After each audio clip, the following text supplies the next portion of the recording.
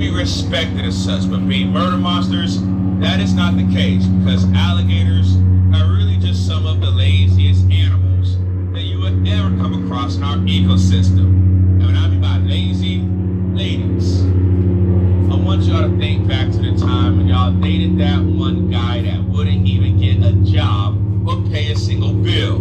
Just a good old lazy lump of Mr. Do Nothing. Or my brothers, the one lady y'all might have gone with that didn't even bother trying to put a plate of food in y'all's belly. These alligators are 100 times lazier than either one of y'all's exes, so y'all can officially say y'all dated a bunch of lazy lizards. However, one of the main reasons why these alligators are so lazy is that being the cold-blooded reptile they are, their moods are truly dictated based off the weather.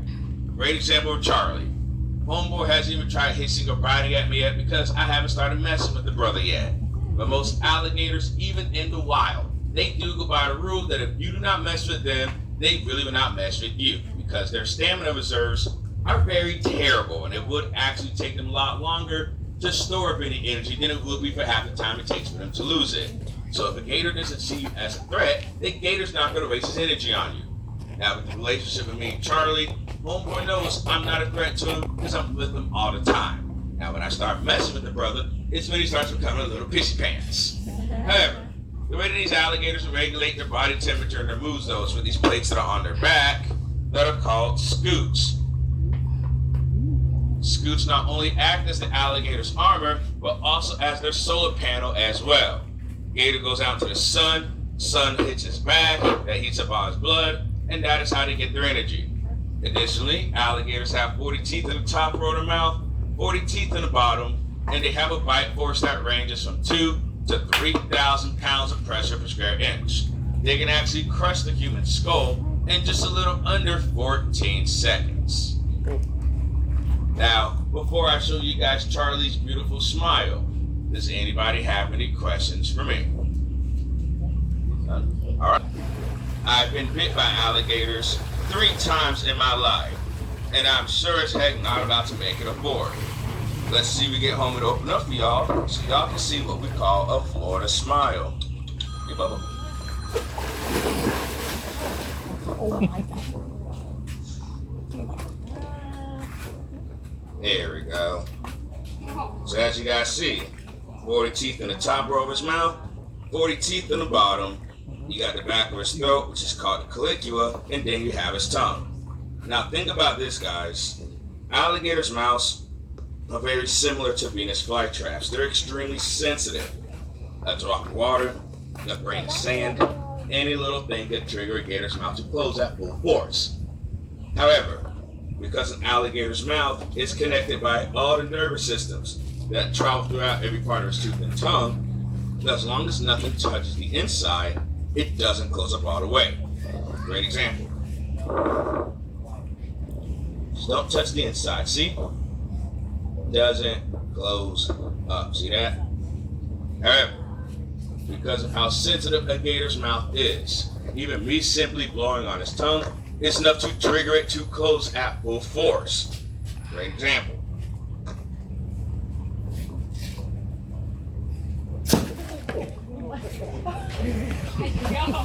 Like I said, getting bit by an alligator doesn't feel good in the slightest at all. Been there, done that, tired up with a box of rocks. Any questions? Now, this brother has lost his mind, but welcome to Florida, guys. This is how we feed our kids. No questions for me? No? Alright. Now, what I'm going to demonstrate for you guys next, I'm going to show you guys actually how some of my ancestors and other groups of people out here, how they would actually capture these gators alive. It has been a tradition most families have been established in these swamps dealing with these gators on a daily basis. You have the Miccosukee natives, the Seminole natives, and Maroons, or Black Seminoles as they were known as, who were the runaway slaves that lived amongst both of these tribes. Now, the reason why these 3 groups had to start dealing with these alligators in the first place was because they had to find ways to survive in the intent to try and recapture all those escaped slaves and to remove all the natives off of their homeland. But that was way easier said than done, because one thing all these groups had in common, they all had a bunch of guns, and they all knew the swamps like the back of their hands. And after about 40 years, from about 1812 to about 1858, the United spent about roughly $6 billion in chasing these people around the Florida swamps, but were unsuccessful because they had to not only fight also the mosquitoes and hurricanes and the gators and the snakes and the heat. So they essentially gave up and left all these groups alone in the swamp, which is why all three, they still remain in Florida and in the Everglades to this very day, as they are the only three groups of African Americans and Native American tribes to have never been defeated by the United States military or removed from their homelands by the government ever again. Hence why they're known as the unconquered people. So for those of you guys that have ever seen Florida State football, when they talk about the unconquered Seminoles and Chief Osceola, that is where they get it from, because the Everglades was the one place that the slave catchers and the government could not fight these groups. But after the war, everybody got labeled as a fugitive of the law, and they had to find ways to survive in the swamp while also simultaneously hiding. Raising cattle and raising chickens was not gonna happen. The last time I tried raising a chicken out here, the bastard baby lived a day and a half before a python swallowed him up. So really the only thing that was really consistent for these groups to live and survive off of was the alligator. But one thing that was discovered was if you kill an alligator while hunting it, that meat would usually spoil in roughly 2 to 3 hours.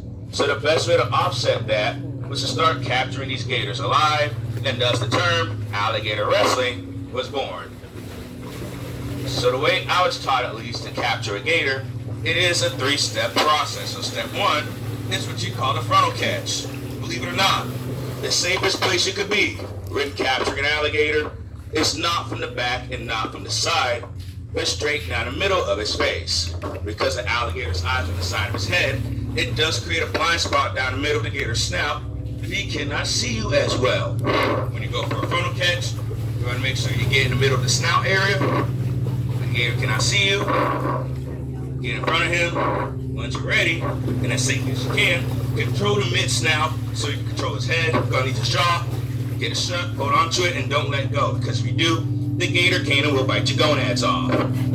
Once you're ready to tie up the alligator, as safely and as quickly as you can. Make sure you cover up the snout, the eyes on the snout, flip over without getting bumped off, and set yourself up for step 2. Now step 2 is what you call the bulldog. Now that was invented as a way to capture the gator from when you're in the swamp by yourself. Once you use up the gator's stamina and he has no energy left to fight you, to tie up the gator, you lock your head in the gator's snout, keep your hands free, take out a rope, tie it around his mouth,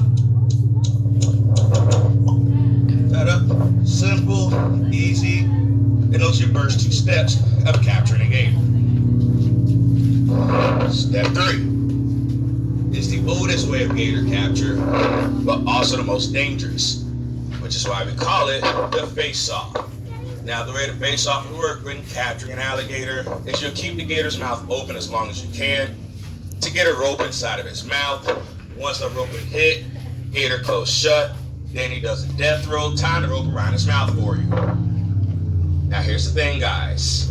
Because it is extremely dangerous, we do call it a trick for tips, because they often say if you do to help a brother out in that situation, is to make sure you guys take out y'all's phones, press the little red button on it that says record on it, and keep that camera rolling no matter how bad it might get. Because here's why. If I get bit, then I look like an idiot. And if I look like an idiot, then a brother gets to go viral. And if I go viral, then I'll maybe get money to pay for my medical bills. But think smarter, not harder. Who needs health insurance when you got TikTok? But definitely get y'all's cameras ready, because I don't know how long Charlie will let me try this on him. He hasn't really been in the sun too much today. Shouldn't be bad. We just showed him he get nippy out of nowhere.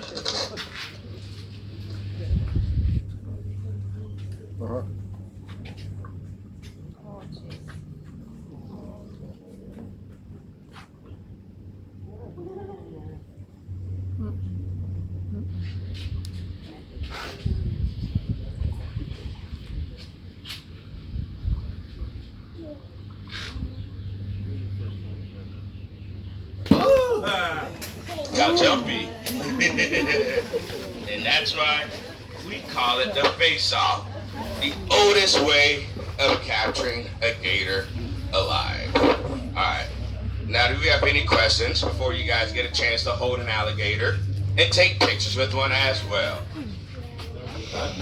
Alright, Now, if you guys do not want to hold an alligator, you guys are more than welcome to walk around the facilities. We do have a couple of tigers in the back and some crocodiles and turtles over here. If you guys do, I'm gonna give you guys instructions in the back of the cheeky next to the clear tent box. But I do want to say, this is how you say thank you in 2 different languages for coming out here to Wootton's. And once again, y'all, welcome to the swamp. There you guys again.